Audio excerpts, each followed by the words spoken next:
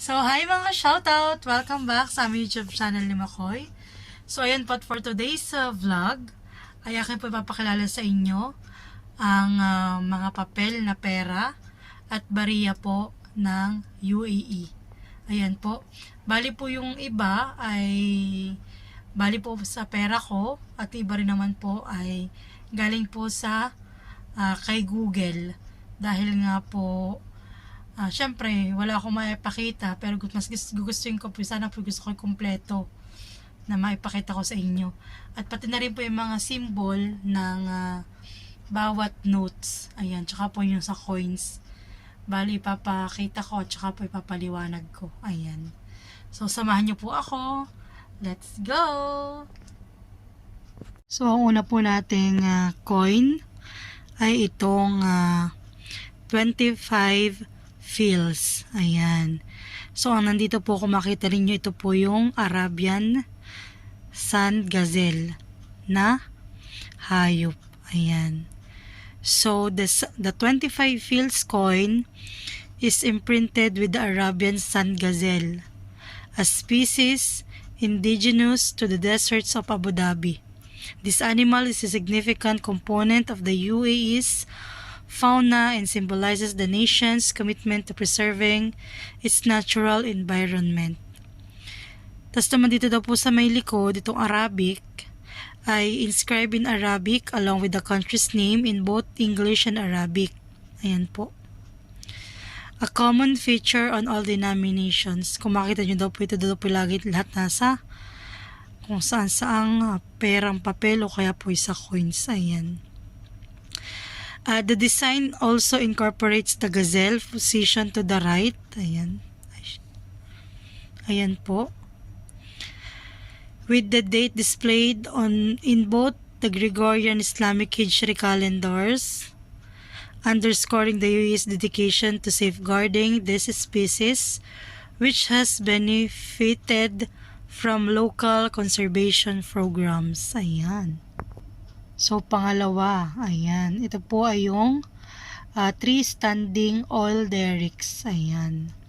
That kung ano po ninyo talaga pong ang UAE ay talagang mayaman po sa langis. Ayan.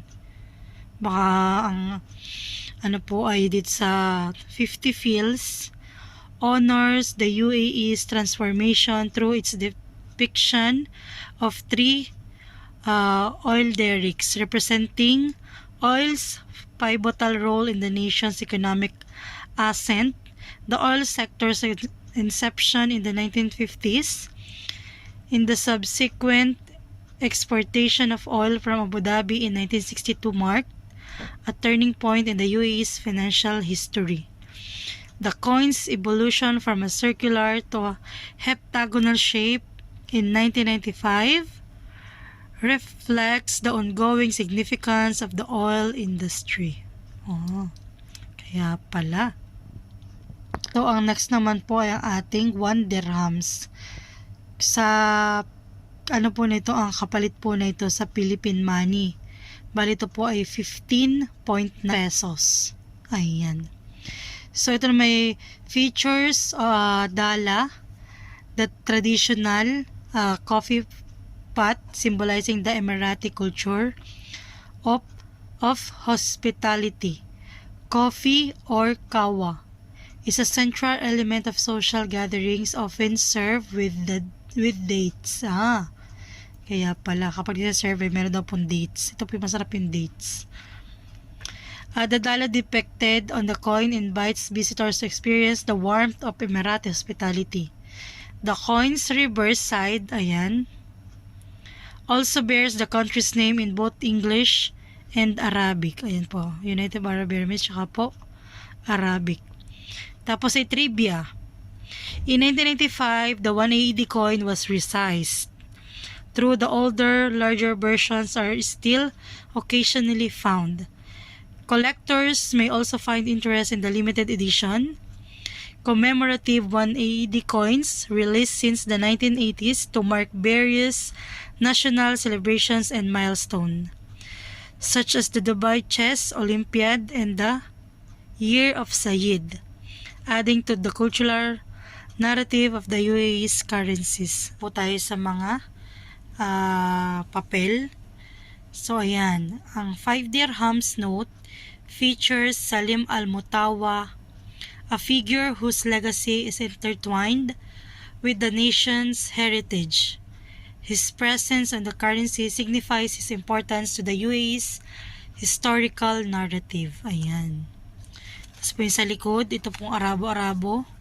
So, the Blue Souk, a significant landmark in Sharjah.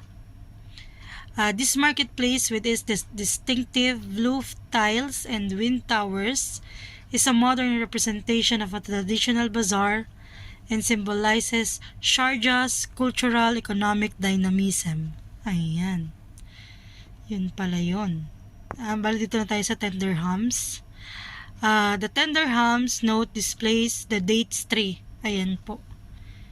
Yan po yung masarap. A symbol of life and prosperity in the desert. It's a depiction on the currency, celebrates the tree's role in sustaining life and its cultural significance in the region.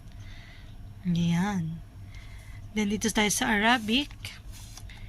The traditional Omani dagger. Ayan, ito po. Adorns this emblem of Arab heritage with its unique curved blade, signifies masculinity and social status within the culture. Ayan po. At ito po, 50 dirhams. The oryx.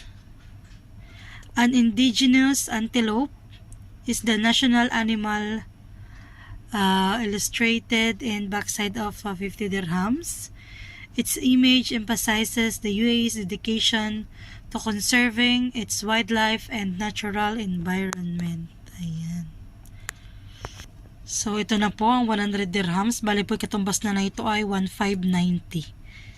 Ayan. So, ito ay ang the World Trade Center, symbol of Dubai's international commerce, highlighting the Emirates' global business prominence. Ito din po yung kauna-unahang, kung di ako nagkakamali, ay kauna-unahang pong building dito daw sa Dubai, sabi nila. Ito po. Correct me if I'm wrong po, pero sa pagkakaalam ko po talaga ito, yung World Trade Center. Ayan.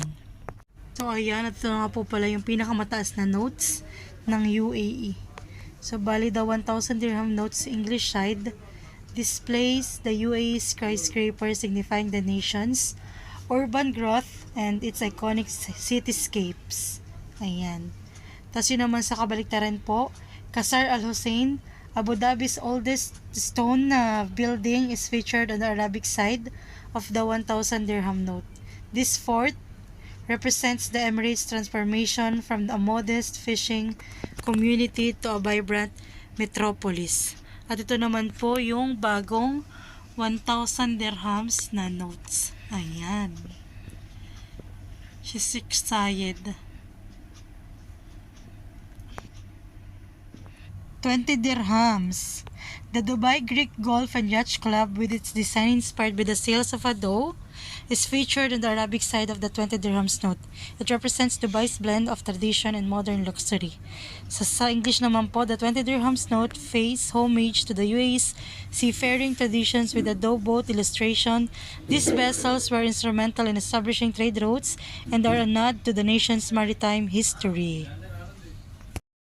So, sa 500 dirhams naman po, the falcon, a revered bird in Emirati culture, is showcased on the 500 dirham note. This bird is a symbol of the traditional practice of falconry and the connection between the people and the natural world. Ayan. Ito na nga po pala yung bagong notes ng 500 dirhams. Ayan. At dito naman po sa 200 dirhams, the National Stadium at Sayed Sports City is featured on the Arabic side of the 200 dirham notes. It represents the UAE's commitment to sports and the development of top-tier athletic facilities.